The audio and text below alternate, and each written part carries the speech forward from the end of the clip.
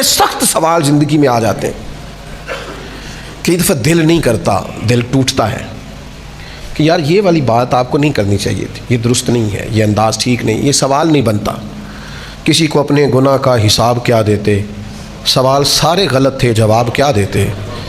کچھ لوگ ایسے ہوتے ہیں جو مطلب اس جگہ پہ بندے کو لا کے کھڑا کر دیتے ہیں جہاں کٹہرا سا بن جاتا ہے، اور اس آدمی کا حق بھی نہیں ہوتا کہ وہ یہ سوال کرے، لیکن آپ کا منصب ایسا ہے کہ آپ کو برداشت کرنا ہے۔ آپ ہیں ایسی جگہ پہ جہاں آپ کو اس چیز کو قبول کرنا ہے، آپ کو سمجھنا ہے کہ یار اب میں فائز ایسی جگہ پہ ہوں، اس نے کہہ لیا ہے تو میں کیا کروں۔ تو میں آپ کی خدمت میں عرض کروں گا کہ کئی دفعہ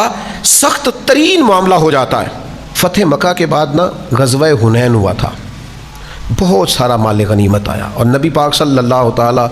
علیہ وسلم بیٹھ کر مال غنیمت تقسیم کر رہے تھے۔ ذویل خویسرہ،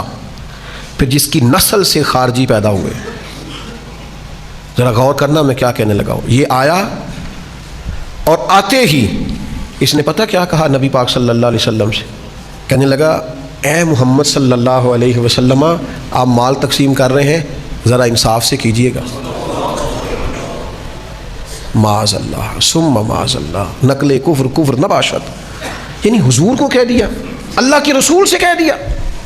آپ مال تقسیم کر رہے ہیں غنیمت کا، ذرا انصاف سے کیجئے گا۔ اللہ اکبر۔ کوئی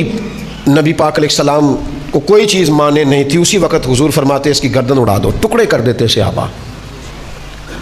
اور تیار تھے جناب عمر جیسے لوگ کہ حضور مجھے اجازت دیں میں اس کی گردن ماروں، لیکن اللہ کے رسول بڑا سارا حوصلہ اللہ نے اپنے حبیب کو عطا فرمایا۔ کائنات میں سب سے بڑھ کر حوصلہ رسول پاک کو اللہ نے عطا کیا۔ میں آپ کو بتاتا ہوں، لوگ کئی دفعہ ایسا سوال کر دیتے ہیں جس سے بڑی تکلیف ہوتی، یار آپ کو نہیں کرنا چاہیے تھا، آپ کا منصب نہیں تھا، آپ کا بنتا نہیں تھا، کیوں آپ نے یہ سوال کیا؟ کہنے لگا اللہ کے حبیب سے انصاف کیجئے گا۔ تو رسول پاک صلی اللہ تعالیٰ علیہ وسلم فرمانے لگے تجھ پر مجھے افسوس ہے۔ یہ ذرا انداز دیکھیے جواب دینے کا۔ حضور فرمانے لگے تجھ پر مجھے افسوس ہے، اگر میں انصاف نہیں کروں گا تو پھر دنیا میں کون انصاف کرے گا؟ یہ تو منبع ہے انصاف کا، یہیں تو انصاف کے سوتے پھوٹتے ہیں، یہیں سے تو لوگوں کو انصاف کرنا آتا ہے۔ تو اگر میں ہی نہیں کروں گا تو پھر انصاف۔ لیکن اگلی بات حضور نے جو کی لوگوں کو سمجھانے کے لیے، حضور سید عالم صلی اللہ تعالیٰ علیہ وسلم فرمانے لگے اللہ تعالیٰ میرے بھائی حضرت موسیٰ علیہ السلام پہ رحم کرے، ان کو اس سے زیادہ ستایا گیا۔ یہ عذرائے تواضع حضور نے ارشاد فرمایا حضرت کلیم کو اس سے زیادہ لوگوں نے تکلیف دی۔ انسان اللہ تبارک و تعالیٰ کا بندہ ہے، اور اس کا وجود، اس کا دل، اس کی روح، ہر چیز اللہ کے دست قدرت میں ہے۔ اس طرح یہ اپنی مرضی سے دنیا میں نہیں آیا، اللہ تعالیٰ کی مرضی سے آیا ہے۔ اسی طرح یہ نہیں ہو سکتا کہ جس طرح انسان چاہے اس طرح اس کے اوقات گزریں۔ محنت کرنا، کوشش کرنا، جد و جہد کرنا اس کی ذمہ داری ضرور ہے، لیکن ہوگا وہی جو رب چاہے گا۔ اللہ تبارک و تعالیٰ نے انسانی زندگی میں تمام موسم رکھے ہیں، بچپن کا موسم، جوانی کی بہار، بڑھاپے کے اوقات، اپنوں کا ملنا، اپنوں کا بچھڑنا، شادیوں کی خوشیاں اور جنازوں کے غم، یہ سارا کچھ انسانی زندگی کا حصہ ہے۔ لیکن انسان چونکہ طبعی طور پر کمزور ہوتا ہے، اپنے مزاج کے لحاظ سے بہت ساری جگہوں پہ اس میں ضعف پایا جاتا ہے، تو یہ کرتا یہ ہے کہ جس تسلی کے ساتھ خوشی کو قبول کرتا ہے، اسی طرح کھلے دل کے ساتھ غم کو قبول نہیں کرتا۔ من چاہی زندگی گزارنا چاہتا ہے، حالانکہ من چاہی زندگی تکلیف کا باعث ہوتی ہے، رب چاہی زندگی انسان کو سکون عطا کرتی ہے۔ اللہ تعالیٰ نے انسان کے ساتھ آزمائشیں رکھی ہیں، جس طرح اللہ تعالیٰ کی طرف سے ملنے والی نعمتوں کو قبول کرتا ہے، اسی طرح اس کی طرف سے آنے والی آزمائشوں کو بھی کھلے دل سے اسے قبول کرنا چاہیے۔ اور یہ بات درست ہے کہ وما اصابکم من مصیبت فبما کسبت ایدیکم، انسان پر کچھ مصیبتیں وہ آتی ہیں جو اس کے ہاتھوں کے کسب کی وجہ سے آتی ہیں۔ بہت ساری قوموں پر عذاب اس لیے آئے کہ انہوں نے بعض گناہ کیے تھے، لیکن یہ یاد رکھیے گا کہ عذاب ہمیشہ گناہوں کی وجہ سے نہیں آتے، تکلیفیں ہمیشہ گناہوں کی وجہ سے نہیں آتی۔ انسان دکھوں میں مشکلات میں صرف اپنی غلطیوں کی وجہ سے نہیں الجھتا، بلکہ نبی پاک علیہ الصلاۃ والسلام نے فرمایا ہے اللہ تعالیٰ کسی بندے کو کوئی درجہ دینا چاہتا ہے، اس کے اعمال اس طرح کے نہیں ہوتے کہ اسے درجہ دیا جائے، اللہ اسے کسی مشکل میں ڈال کے اس کے درجے کو بلند فرما دیتا ہے۔ بلندی درجات کے لیے، قرب الہی کے لیے، اللہ تبارک و تعالیٰ کی بارگاہ کی معرفت کے لیے بھی مصائب آتے ہیں۔ آپ دیکھیے نا، نبی پاک صلی اللہ تعالیٰ علیہ وسلم نے فرمایا سب سے زیادہ تکلیفیں انبیاء پہ آتی ہیں، اور فرمایا میں اللہ کا محبوب ہوں، انبیاء کا سردار ہوں، میرے اوپر سب سے زیادہ تکلیفیں آئی ہیں، آزمائشیں آ جاتی ہیں، اور رب فرماتا ہے وَلَنَبْلُوَنَّكُمْ بِشَيْءٍ مِّنَ الْخَوْفِ وَالْجُوعِ، ہم ضرور تمہیں آزمائیں گے کچھ خوف کے ساتھ، کچھ بھوک کے ساتھ، وَنَقْصٍ مِّنَ الْأَمْوَالِ وَالْأَنفُسِ وَالثَّمَرَاتِ، ضرور تمہیں آزمائیں گے پھلوں کی اور جانوں کی کمی کے ساتھ۔ اگر تم اس میں ثابت قدم رہے، شکوے نہ کیے، اپنے رب کی رضا پہ تم راضی رہے، تو وبشر الصابرین، اے محبوب پھر جو میری رضا پہ صبر کریں انہیں میری جنت کی خوشخبری بھی عطا فرما دے۔ ہم تمہیں ضرور آزمائیں گے، خوف بھی، بھوک بھی، مالوں اور جانوں کی کمی بھی۔ مومن کی یہ شان ہوتی ہے کہ وہ کسی بھی موقع پر اپنے رب سے شکوہ نہیں کرتا، کسی بھی حال میں اپنے رب کی شکایت نہیں کرتا۔ نبی کریم علیہ الصلاۃ والسلام نے فرمایا اگر اللہ تعالیٰ کسی بندے کو بیمار کرے اور پھر اس بیماری پر وہ صبر کرے اور آنے والوں سے رب کا شکوہ نہ کرے،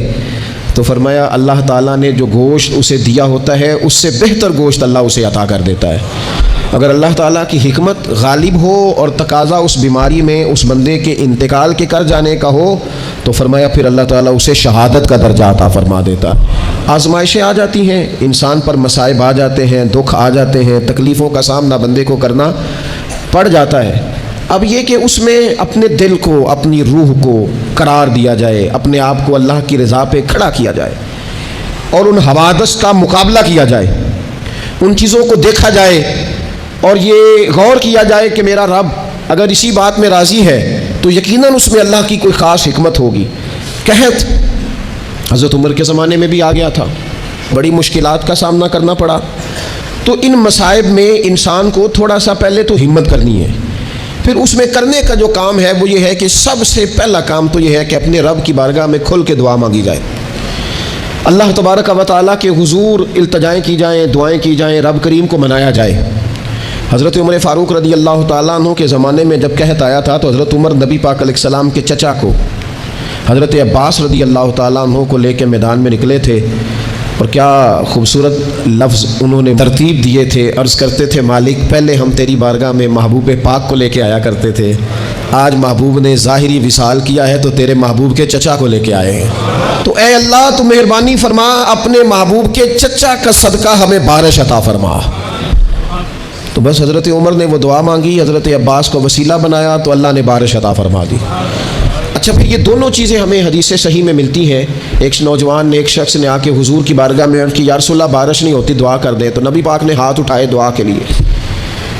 اتنے ہاتھ بلند کیے کہ بغلوں کی سفیدی نظر آنے لگی۔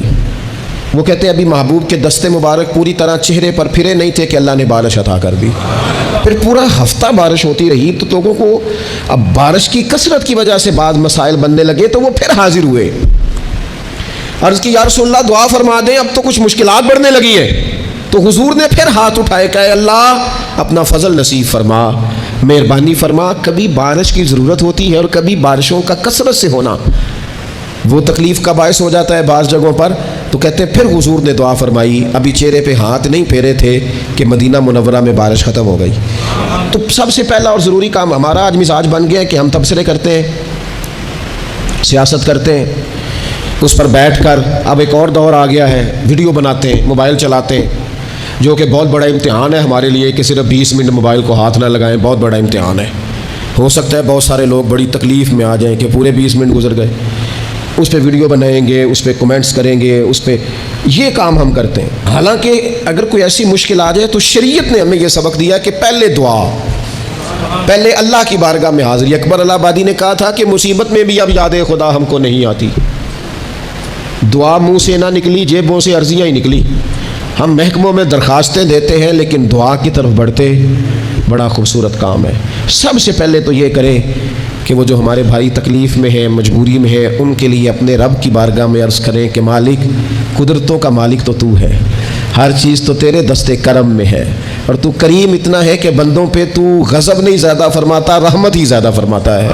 اور تیری رحمت تیرے غضب پر غلبہ رکھتی ہے، اس لیے مالک تو کرم فرما، اور یہ جو لوگ ہیں تو انہیں اپنے فضل سے ہی آسانی عطا فرما تاکہ اس مشکل سے نکل آئیں۔ جن دنوں قحط آیا تھا نا مکہ مکرمہ مدینہ طیبہ میں حضرت عمر کے زمانے میں، تو حضرت عمر فاروق فرماتے ہیں میں نے بغیر گھی کے کبھی کھانا نہیں کھایا تھا، لیکن میں نے قسم اٹھا لی تھی کہ جب تک سب لوگوں کو راشن کھانا میسر نہیں آتا میں بھی گھی نہیں کھاؤں گا۔ یہ جو اضافی اخراجات ہیں، ایڈوانس گاڑیاں بک کرانا، نئے ماڈل کے موبائل خریدنا، یہ جو ہمارے صرف ناز نخرے ہیں، صرف ان کو تھوڑا سا کلوز کر لو۔ عجیب بات ہے نا، عجیب ظلم ہے نا کہ ایک بچہ رات کو اس لیے کھانا نہیں کھا رہا کہ اس کی مرضی کا پکا ہوا نہیں، اور ایک طرف میرے ہی وطن میں اس ویڈیو نے بھی میری چیخیں نکلوا دی جس میں ایک بیٹی، اور اس کی عمر بھی بالکل اتنی ہے جتنی میری بیٹی کی عمر ہے، اس سے وہ صحافی پوچھتا ہے، پاؤں اس کے ننگے ہیں اور پاؤں پہ کیڑے چڑھ رہے ہیں، تو اس سے پوچھتا ہے پتر کیا چاہیے؟ وہ کہتی ہے صرف روٹی کھانی ہے، کوئی مطالبہ نہیں، کوئی مطالبہ نہیں، روٹی دا دکھ نہ پوچھو، یہ روٹی بندہ کھا جا دیجیے، روٹی بندہ کھا جاتی۔ اللہ کریم نے فرمایا وَتَعَاوَنُوا عَلَى الْبِرِّ وَالتَّقْوَى، جب تقوی اور پرہیزگاری کا معاملہ ہو تو ایک دوسرے کے ساتھ تعاون کرو، ایک دوسرے کے ساتھ تعاون کرو، ایک دوسرے کا آگے بڑھ کے بازو تھامو، خیر کے کاموں میں ایک دوسرے کی مدد کرو، آگے نکلو۔ ہو جاتا ہے کبھی کبھی ایسا کہ ایک بھائی کے پاس بہت زیادہ مال ہوتا ہے، دوسرے کے پاس کم ہوتا ہے، اور نبی پاک صلی اللہ تعالیٰ علیہ وسلم نے ارشاد فرمایا کہ یاد رکھنا اللہ تبارک و تعالیٰ اتنی دیر تک تمہاری مدد کرتا ہے جب تک تم اپنے بھائی کی مدد کرتے رہتے ہو، اللہ تمہارا مددگار رہتا ہے۔ اور یہ جو مسلمان ہوتے ہیں، مومن کلمہ پڑھنے والے،